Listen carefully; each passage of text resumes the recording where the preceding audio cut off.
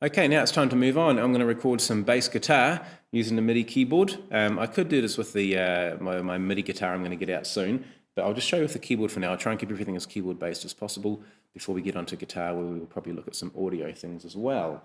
Okay, so in my PreSonus sounds, I've just got the standard fingered bass, which sounds pretty good. It'll do the job. Okay, it works. Let's go and record in some bass. Great, it's working.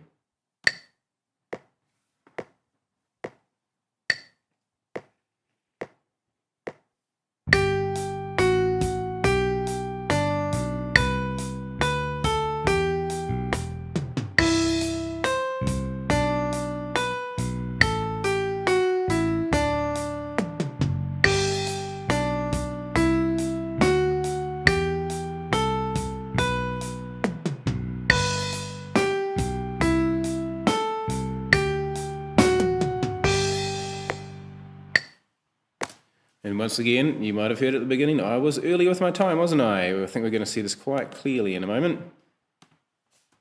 Yep, see, right at the beginning, it was early. A few other bits. Okay, now, I didn't do, or did I do any semiquavers? I think I might have done some 16th notes. Anyway, okay, so we'll keep it on a 16th note grid. Make sure all our start, end, and velocity is all at 100%. Select all the notes. And for some reason it's not selecting. It's probably some sort of really simple thing I've done wrong. But anyway, I'll select all the notes and push Q for quantize. Let's zoom in, have a look at what it looks like, and have a listen, see what we need to fix if there's anything that's not quite right. And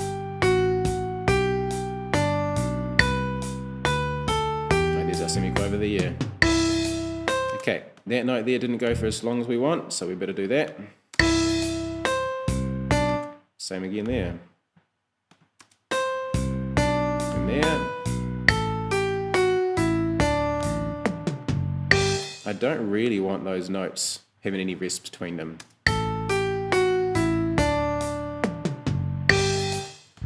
It'll look much better in the score if it doesn't have them.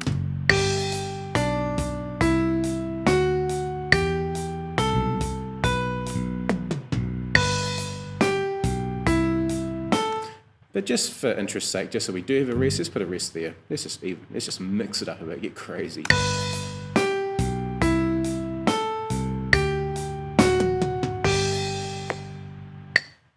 Okay, that's looking probably pretty good. Let's have a quick see how that's going to work over in Sibelius. So I'll just save this first of all. Go save as. Make sure we save it as a MIDI file with drums and bass.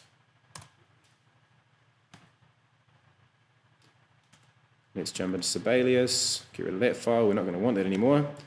Remember, you'd only go to Sibelius once. You'd only go to Sibelius once you've recorded everything in. I'm just wanting to show you what the progress is each time we record an instrument, but you wouldn't do it this method. You would record everything all in one hit, have all of your MIDI in there, have it all quantized, all beautiful inside your DAW, and then you'd import the MIDI at the end. You wouldn't import it multiple times, as I am doing here.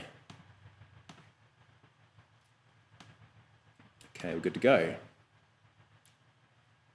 Right, so the drums, let's just quickly fix those up with a percussion map plugin.